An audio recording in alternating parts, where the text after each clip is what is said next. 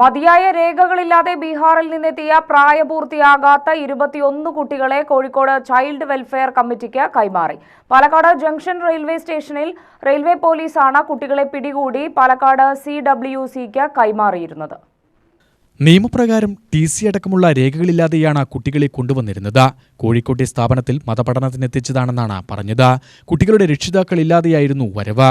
മനുഷ്യക്കടത്ത് ഗണത്തിൽ സംഭവം വരില്ലെന്ന് CWC പാലക്കാട് ജില്ലാ ചെയർമാൻ സേതുമാധവൻ പറഞ്ഞു.